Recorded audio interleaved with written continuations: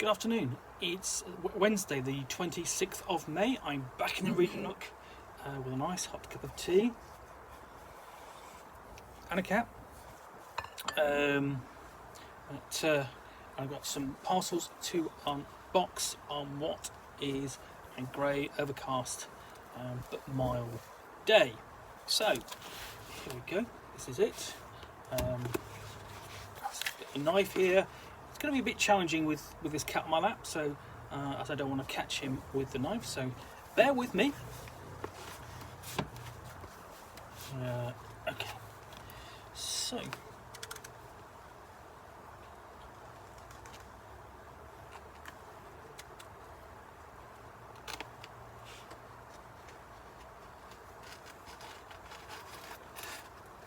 we go.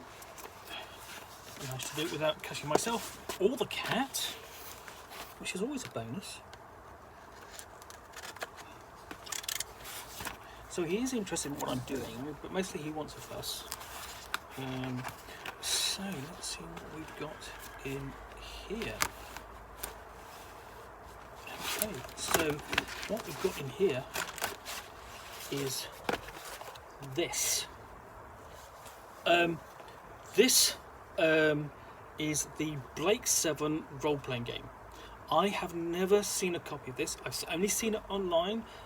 There's discussion of it, I believe, on the Grognard Files podcast. This is unofficial.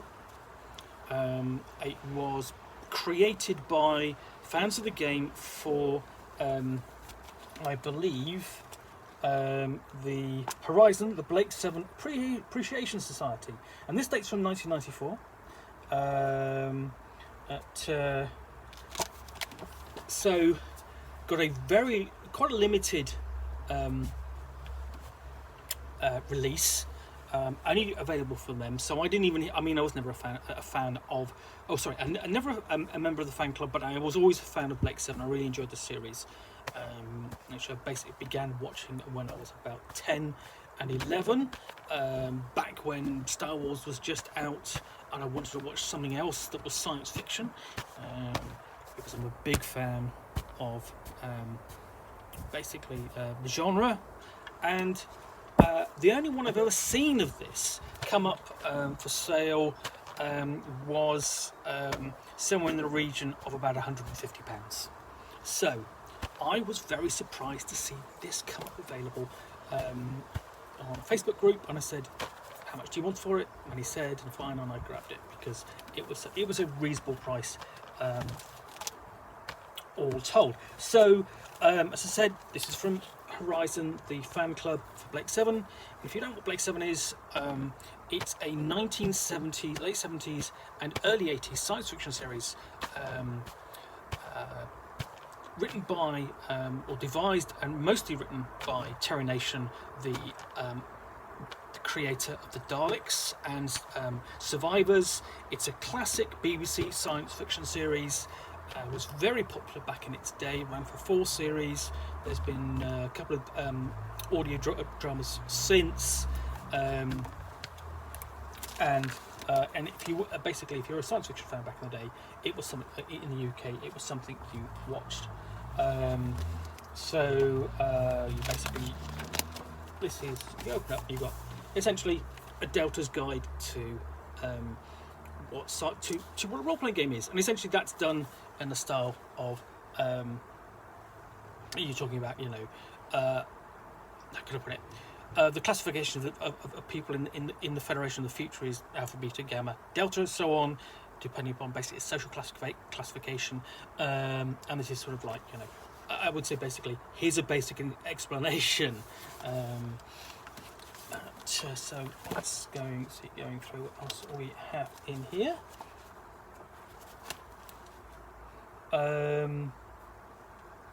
Yeah, it looks very, it's clean, neat, tidy, but it looks amateurish, partly because obviously the production values are that. You've got a role player's introduction to Blake 7, and a brief synopsis of what the series is here. Okay, and then you've got sort of like decent, nice artwork. I mean, again, it's fan artwork, but you know, that's fine. There's nothing wrong with that. It's good artwork. It's good fan artwork. And you've got the explanation of all the who the characters are. There, people will recognise some of those names. And then, of course, nice image of Servalan, played by Jacqueline Pearce in the series, the arch villain of the piece. He would return again and again. So, essentially, typical role-playing game, stats measured 1 to 20. You have multiple stats: strength, size, endurance, initiative, dexterity, perception, willpower, reason, charisma, empathy, and so on. You have essentially, you've got to create. You're talking about how to create backgrounds, personal details, where he's from, what he's done, what are his aims and motivations, what's he like, and so on. A quote, and so on. Basically, just creating a character from the setup. And here we've got basically more details. You've got a running example in there as well.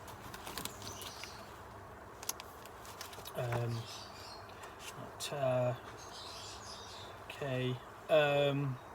Essentially, stats are rolled on 4d6 minus 4, much like Twilight did in Twilight 2000 back in 1984. And then you've got skills. Basically, a PC's attribute provides skill points and their percentiles. So, and you've got, here's the character sheet. So it's just basically, it's sort of like a standard kind of percentile game system that you would have seen, similar to sort of like basic roleplay and Twilight 2000, even the Star Trek role-playing game. And basically you've got a list of skills all the way through, and then you can have a career as well. And essentially it says, unlike some other RPGs, no artificial career character class restrictions on what skills and abilities a character can know or possess are imposed on characters. As a rough guide, a few templates for the most common character types given below. Okay, I guess that's listing all sort of the skills and so on that your character could have from taking that choice.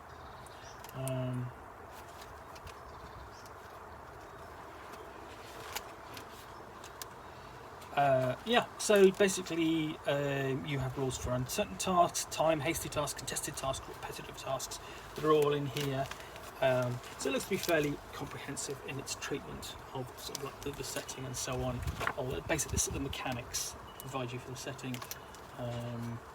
Some of the artwork, well, you know, is less impressive like that, but again, this is a fan-produced title, limited market.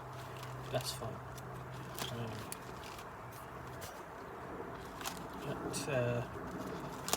So essentially, we're going all the way down. We have rules for stress and mental breakdown, because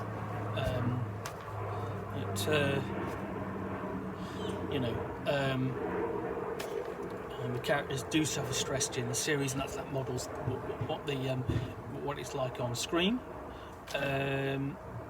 You have rules for psionics as well. They're using psi points, and you've got psionic skills like ESP and healing, psychometry, telekinesis, and the like. Spaceships as well, space combat, because that's important, because that figures into the setting as well.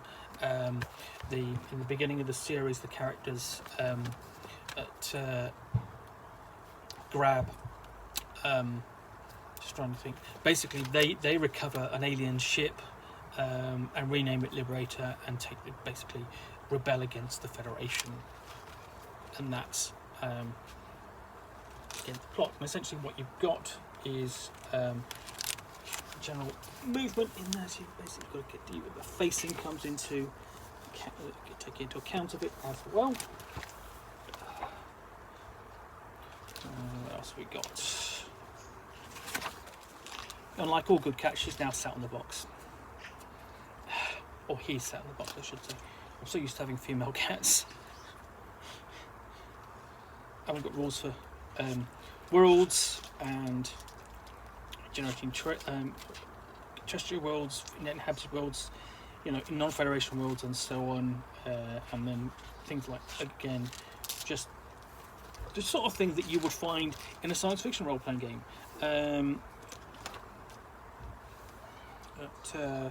With refereeing, we're talking about. Oh yes, of course. At the end, I should point out there is a section on Aurak and Slave. These are two important characters in the ongoing series. Their Slave is the ship's computer on the Scorpio, which is the second ship they have. The other computer they have is Zen, which is aboard the Liberator. And throughout the series, one of the things they have is Aurak, which is on screen, which is basically a box of wires and lights, but it's a brain in a box. Very intelligent computer. At last we have some introduction on the setting, basically some background, basically an overview of when setting scenarios, basically to take in account of events on screen. List of equipment. So you've got everything here. You've got a whole list of tables and stuff at the end, and I'm presuming. Let's have a look. See. Equipment and scenarios. We've got a couple of scenario outlines at the end. Escape, the characters on a convict ship en route to Cygnus Alpha, and some other penal colony, which is basically just like the start of the television series, and then and essentially then you've got Overrun. The player characters are in Blake's base on Gouda Prime, just at the events at the end of Blake takes place. Avon's confrontation with Blake, the shooting and the assault on the base by the Federation. So essentially, what you've got in this is you've got the scenarios which are set at the beginning of Blake 7 at the end, and really it's up to the character. It's left up to the referee to explore adventures in between. And then what else we got?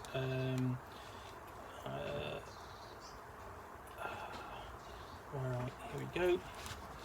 Then we've got stats for the Liberator itself. If you've never seen it, I do recommend you take a look. Bear in mind that it's 40 years old. Okay, it's not going to look like the Star Trek of today. It's not going to look like the Star Trek of the past, to be fair, but it is good. What I don't see in here are stats for any of the characters, any of the cast. But other than that, I look forward to sort of digging into this, because it's going to be interesting to review at some point. The Blake 7 role-play game, published by the Horizon, the Blake 7 fan club in 1994. I'm glad I've been able to add this to my collection. It's an interesting little curio, and will make for an interesting review. Okay, well, thank you again for watching another unboxing in the Nook. If you've enjoyed this one, please do take the time to click the like button down below. And if you've got any comments or feedback, I appreciate you taking the time to add those. I do read them and respond as I can.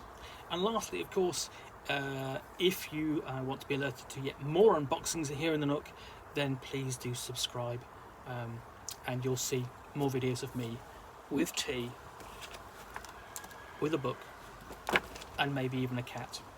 Thanks for watching. I'm going to be back soon with another unboxing in the Nook. Bye for now.